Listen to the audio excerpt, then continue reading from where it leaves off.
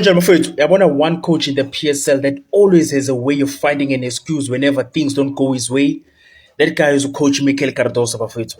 Ele ndoda inawo ama-excuse for days bafowethu whenever he doesn't get the result that he wants.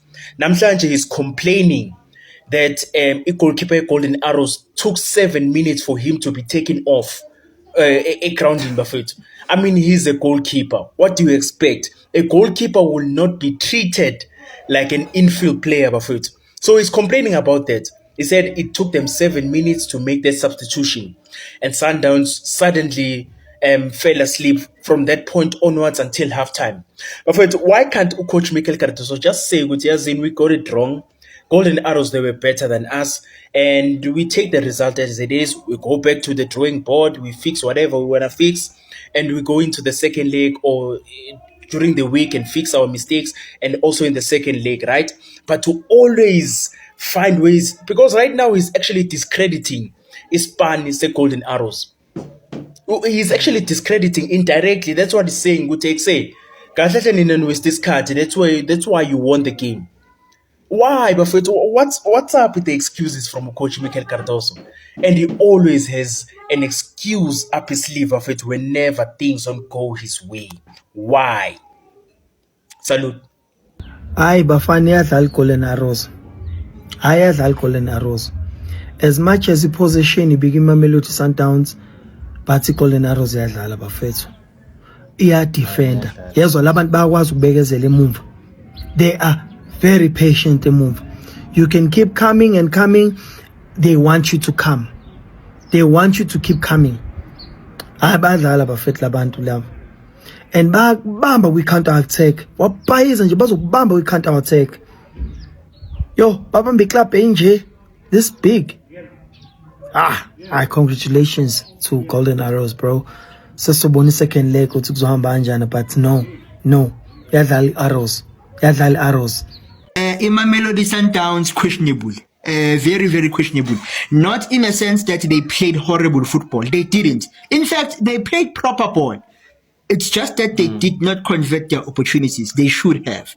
And in the game of this nature, if you fail to convert your opportunities, the opposition is actually chance one transition. Bashainet, Bapumegu, of which is exactly what happened with the game. There are two things I didn't like about the Sundowns with the game. I felt as if they were altering their football to accommodate the type of striker they have with the game or had with the game. You know, it's Sundowns says we clap nigga, and they will pierce through the middle of the park. They will try to break that defensive line by using Iranga Leon, who plays on the shoulder of the center backs, and then Bashali Bola, and he makes those runs and he scores those goals. But because of the striker they had in Umutiba, they had to ping in a lot of crosses so that azokwazi ukuheada athola amathuba i-team ithola ama-second balls and they were able to score. And there were opportunities of that nature in the first half, but unfortunately Umutiba couldn't punish. Kunaleli alimisile, I think it was 7 minutes. I-1-on-1. Like first touch was a bit heavy. He should have punished, but unfortunately he didn't. And Golden Arrows were able to run rampant and score that goal through Udion. Secondly, Gula Gamble, Sundowns, they did not have explosive players. I mean, they had players who love to hold on to the ball a bit too long. You know, they didn't have your Matthews, your Van Veeks, your Leons. Abantu abakwazi ukuthi manje bashaya imoto and able to get defense arrows kuma one-on-one situations and create those goal scoring opportunities. But kunaloko they had players who like to hold on to the ball. Yabo Ondlovu was Krishi, they are good with their feet. They like to hold on to the ball. Kesha Smailule, also all Bennett Mukwena, you know. But kudos to Golden Arrows for its defensive masterclass. Their discipline tactically to maintain that shape, even though Sundowns ibiwa create more opportunities. Kodwa ke abakwazanga ukukora inhlanhla ibingakubona ibhadi belinga Sundowns. But it's the first leg. The second leg isazodlala. Let's see what happens. Pitso Dladla. 4-3-3. Defensively disciplined. Risk calculated attack. Beat you on transition. This coach is a good coach. Oh my goodness, Pitso Dladla. I've always said it and I still stand by it. Pitso Dladla is a dangerous coach. Sundowns he doesn't want the possession. You can have all of the possession. They will hit you on transition. The midfield battles that got Zwane there, putting in a shift. Turning defenders. Yeah, that is If good. there's a break, counter attack. They don't counter attack. So when he turns around, let's restart the play because we need to calculate our risk before we get forward. Hey, That's Sithole piercing direct Sithole piercing through the Sundowns midfield when he carries the ball. They've got, I think, what's a guy, Gaza, or, yeah, it's a Gaza, sorry, I don't want to mess up his name, no, Gaza, on the wing, cutting inside, shooting at, Golden Arrows, damn it, man. This Pitso Dladla's too good. Pitso Dladla is way too good. And I told you guys the other day, what did I say? You want to beat Mamelodi Sundowns, you make sure you get them at 3 o'clock kickoff during the day. Then you can beat Sundowns. At nighttime, you won't beat Sundowns at night. If this match took place 8 p.m. kickoff Saturday, Golden Arrows would have twerked 4. They would have caught hands. Daytime, that's the only time to beat Mamelodi Sundowns. And I can see now why Leon was starving this whole time. White Wedding wasn't there to feed him. Hey, White Wedding feeds him the ball. Every chance you get, you see White Wedding play that ball behind directly to Leon. Sundowns had all the position but could not break the defensive structure of Pitso Dladla. And there was a defender, I think, he won man of the match, Maluleka. No, as a whole, Golden Arrows, well done. What about Mbanjwa? Goalkeeper, second goalkeeper comes on, pulling off decisive saves when needed. It's pressure coming on against Sundowns Pella when the other goalkeeper is injured, especially as a second keeper. Hey, what a match. Sundowns obviously had all the possession, we can expect that, but also they were sloppy at times with their passing. Very, very sloppy. I saw Caruso feeding the pitch before the game started. I wonder if that he was not happy with the surface, if it wasn't wet enough, it was too dry maybe. But first blow by Golden Arrows, making Mamelodi Sundowns twerk. Hey, listen, there's still another second leg where Sundowns can definitely come back. But nonetheless, well done to Golden Arrows. Well done, Golden Arrows. Now it makes the second leg even more exciting. Hello, Sisi. Ngikubuza office Mamelodi Sundowns ezo. Oh, okay, good. Yes, uthetha noTumelo Trom. I-speak person sabalandeli be-Orlando Pirates ne-president yabalandeli bebhola Africa yonke jikelele. Every Africa.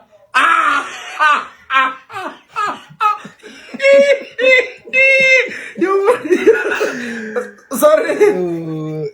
No, andihleki ndizonikhuthaza uba noko iseyifirst leg wena niseza right. Shaba Golden Shaba. We are very excited. Golden Arrows is doing extra large, extra mural, extravaganza, extra hot. Sorry. No, thanks. Usakhona utrophile. Golden Arrows ayizibona champions zase-Africa kodwa. Brian Leon keeps another clean sheet in a 1-0 defeat against Abafana Betheng. Sanibona Hope Naphila uSolwazi igama. Golden Arrows 1, Mamelodi Sundowns 0. MTN 80 semi-final. Defensive masterclass by Golden Arrows. Now more than ever, I do believe Ukuthi Ukadoso does not watch our game, our PSL. There's absolutely no way you would pick Umotiba in a game. In a game against Golden Arrows. When you have Uleon on the bench to give you a quick goal in the first half year game, and then you can wrap things up in the second half of the game. Yabo. But ke abafana basele ngasho ukuthi ungabazeli ngobuso ngoba uzolimala kuzoba khona danger khona bese yalimala. My biggest worry was uPhiku Khumalo. He tends to be overwhelmed by big games that are physical. Yabo. I understand ukuthi coach Manqoba Mnete would keep him for a long time kuma game because he's a bowler. But what Udladla understood in this game is that Khumalo keep him on the bench because Mamelodi Sundowns is a team that likes to keep the ball. So in any case, uma badlali 4-4-2, they were going to have more possession in the middle of the park. So there's no use for you in trying to play in the middle. Rather go for abantu abafana no Gaza, people that you can use uma transition. Yabo, Golden Arrows got a lot of chances in transition. Le game le ngabe got more than one goal if they were clinical and better in their decision making in the final third. Yabo, they were able to turn it defense into attack in many moments kule game. This defensive masterclass, they're the plan for each and everyone who makes it inside the box. In shutting down our channels, even in moments where Mamelodi Sundowns were able to get those few chances in the first half. In the second half, they got a lot of chances. Uma ibadil kondene now, as well kondene now. Yabo team elale first half. The issue is Undlovu was never going to be a threat to Golden Arrows. My teammates I feel like he was trying to do too much in this game. Maybe start him on the bench, yabo. And then who else started? Wakalu Motiba, who got some chances, missed all of them because Oranga goal. In the middle of the park, we had Ayende, Obas. I didn't see much impact from Obasi. Even when Mkolise came in, not much impact. But as soon as Ununo Santos came in, Mamelodi Sundowns became more of a threat in the second half. He started delivering those crosses and passes to Brian Leon.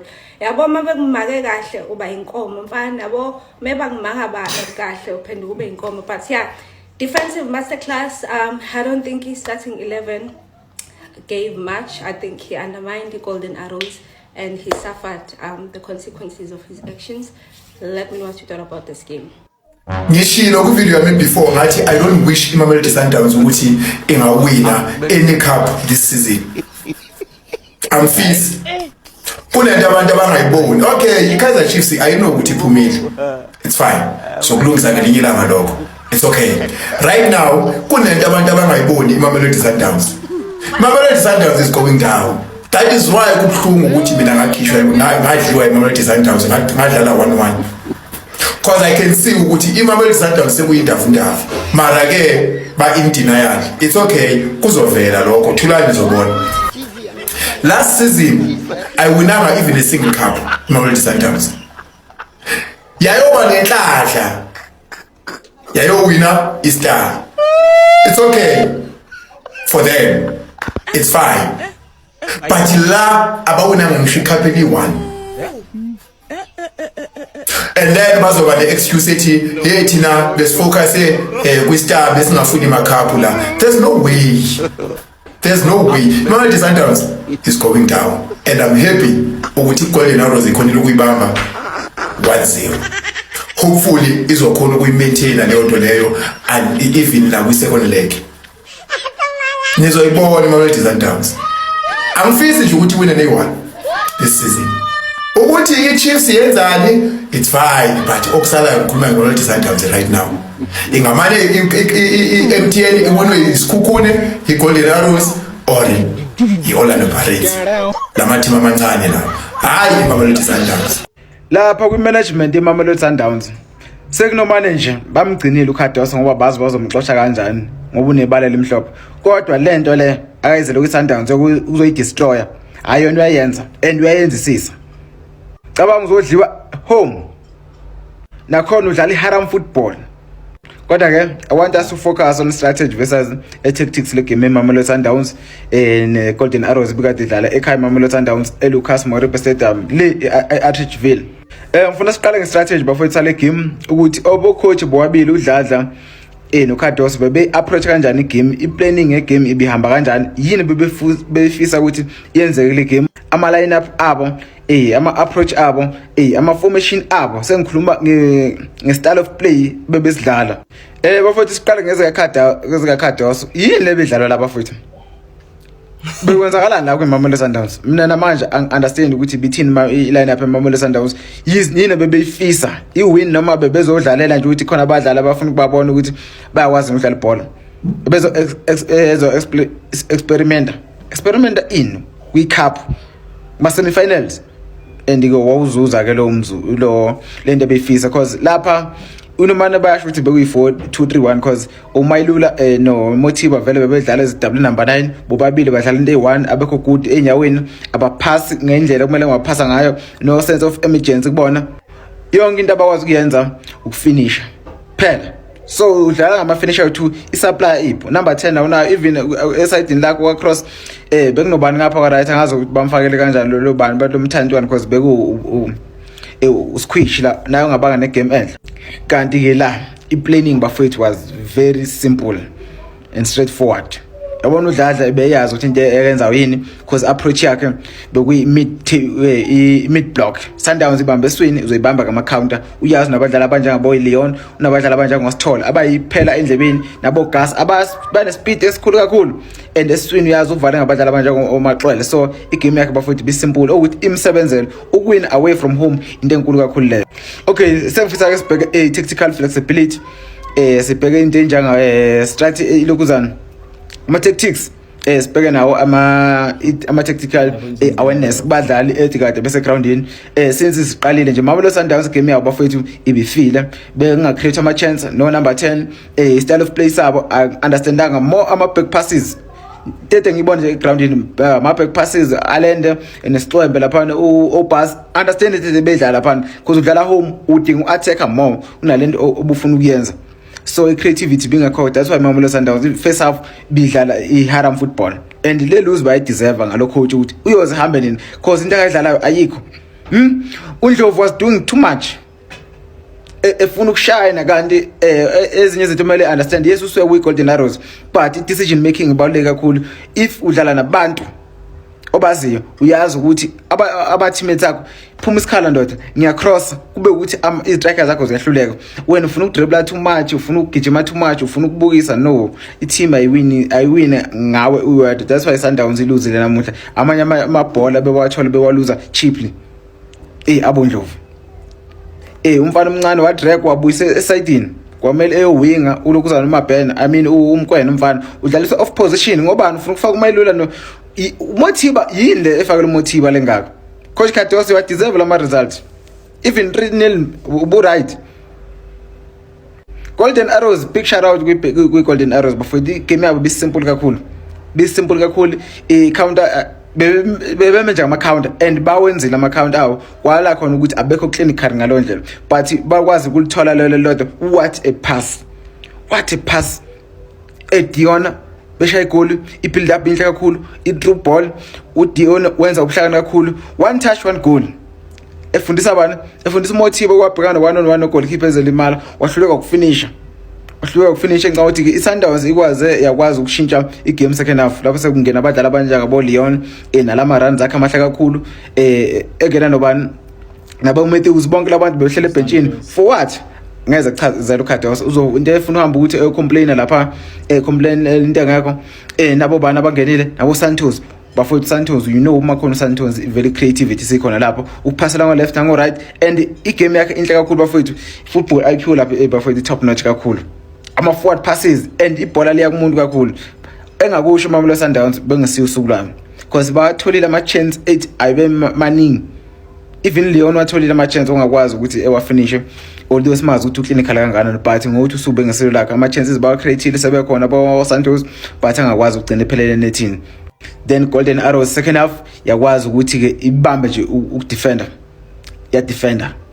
and bayenze sisinto yabo mawukhuluma ngabantu aba defensive and beyimele into abayiqalile Golden Arrows ayihambe sewona no second leg sanibani bafethu 1 Arrows 0 Sundowns nayi Sundowns bayithuma uphuthu and ithuma umnikazi wempuphu senifuna Williams futhi anizazi nini but at the end of the day bafethu mina yabona mina I will always say this, I don't blame Miguel Cardoso for not playing other players ngeke mention amagama but yabona most of those players who are not regulars ku Sundowns they will give you a question. You put them, especially in these cups, these are the type of results you get. TS Galaxy abakhipha bebadla nge squad. Like faka wena i squad e Sundowns. Actually athi ngeke ukubiza na nge squad. Labantu bajima bonke Sundowns. Faka wena i Sundowns le enye, Sundowns light. Bazokukhiphela ama results akanje. then you expect ukuthi Miguel Cardoso will be rotating the squad whilst amachita mawathola ama-opportunity abawathathi. Like bafethu, these players are not even aware ukuthi there are so many senior players or starting 11 with Sundowns who are injured. So this is the time to submit the CV ku coach, cause mina ngithi mababuye laba badlala ku starting 11 week in week out. Niyodliwa ibench bafana bami cause banikeza ithuba, you don't show up. Another thing, decision making in Sundowns vandag was questionable. Like uMutiba uvala indoda iyalala, shoota phela Mutiba, pass iball. Uthi seseyincane ngeli cross Johannes uyaheda, uLeon ngabe move, uLeon ukhalela ukuthi yini ndoda wangayekelanga le bhola bengizoshaya kahle. Maceda fast forward, uLeon kunethuba balitholayo, gijima uMurena noLeon phambili, uMurena semove. The person who has a better opportunity lapho yilo ngabe move, uLeon wenza the same thing bekathethela Johannes ngayo. Abaceda banomurena sebayakikirizana. No guys, but yabona, one thing I liked about Golden Arrows, I just feel like they know how Sundowns mele uyidlalise ngakhona. This is how you frustrate Sundowns. You don't just play Sundowns and say sizobalanda pound to pound. No, bazokubulala.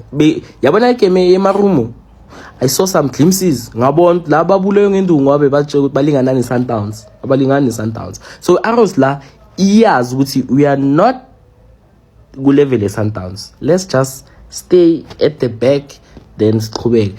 Yabona sobamba ngama transition plus into ewes yabona lama in le kunale, it's the right wing bebazenzela ngalo nas bebazenzela bebangena bebavundla ngalo. But all credit to goalkeeper Golden Arrows bafethu, ushaya ama save lo yamchita lo ongenise as a sub umbanjwa lo yamchita yo. Okay, bafethu, that's it for video namhlanje. Nazi nana don't usually make videos nge-Sundowns, and ayikho into engayisho ngegame namhlanje, angikhonanga ukuyibuka. I just made le reaction video because ngiyazi ukuthi ama-coast namabhakani azohlangana to sihleke i-Sundowns because i-Sundowns bethu akuyona team ehlezi ejwayele ukuluza, so mayiluza I'll always be here yabo. Angenzi i-content ye-Sundowns, but namhlanje because they lost, I thought to myself, hey, why not make a reaction video mfethu? And I can't say anything because the game angibukanga futhi, but what I can say ukuthi i-Sundowns as a squad esigugile manje mfethu. Ama-play Sundowns awo best manje wonke agugile bra. So le finish shift le ethi Sundowns yaphansi, I can see ukuthi usho ukuthini, but at the same time I can't see ukuthi Sundowns yaphansi. Ukuthi fit right now at the moment ama-player mfethu who are ama-starters abomdawu abomkwena injured yabo. But now in the next 3 years bazobe sebengekho because iminyaka iyahamba mfethu. So le dominate Sundowns mfethu ngasho ukuthi siphelile, but at the same time futhi angifuni ukuthi ngicount ama-chickens ami mfethu engaka-hate yabo. But bona I can see ukuthi sekhona ama-cracks lakana lapha, akusafani like nakudala, like they were dominant labantu laba mfethu, babemura wonke umuntu bra yabo. So yeah, the reason why video ngenza ukuthi ibinde kangaka is because ayikho into bengizoyikhuluma mina. I was just here ukuthi yabo, just to open to comment and subscribe bafethu, and please one more time don't skip ama ads bafethu, ngiyangicela.